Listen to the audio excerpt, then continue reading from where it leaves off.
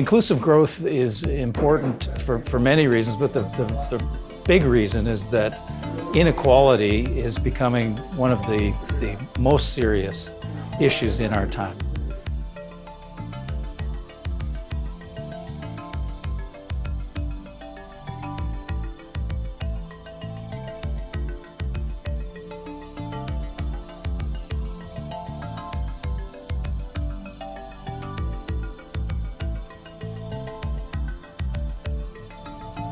We need to be sure that we have economic growth, but that economic growth reaches everybody and that everybody can bring in their best to increase also the economic growth of a country.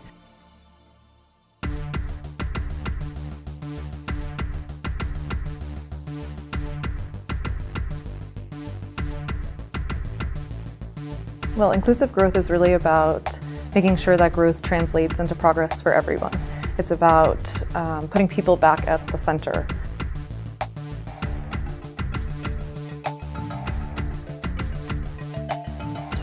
In our inclusive growth and development research, we have concluded that there's a range of institutions in an economy, and what we call as economists structural policies, that together determine how broadly the benefits of economic growth are diffused in terms of living standards for the people in an economy.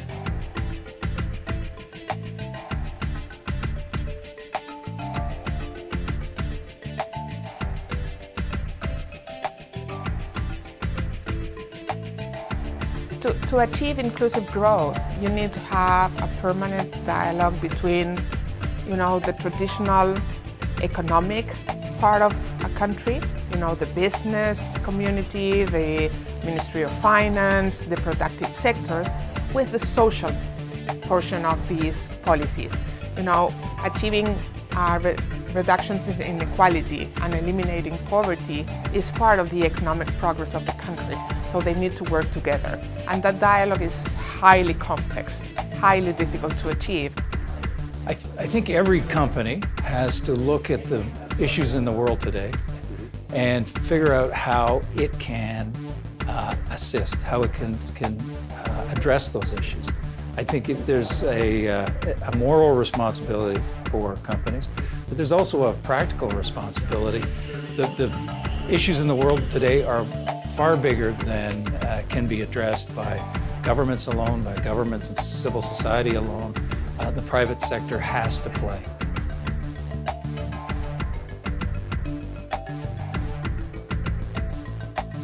We realize that there is a constant need to generate, document and share evidence of innovative practices that work for inclusive growth. We realize also that there's a need to learn from failures.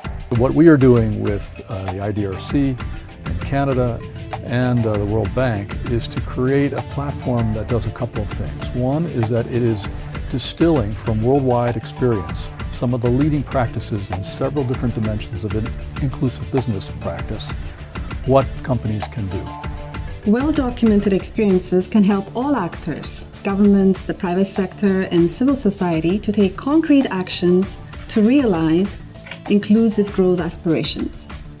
They foster learnings on what works, what doesn't, and what is doable. And we need more examples to catalyze positive change. Proven solutions that are good for the economy, but also good for society.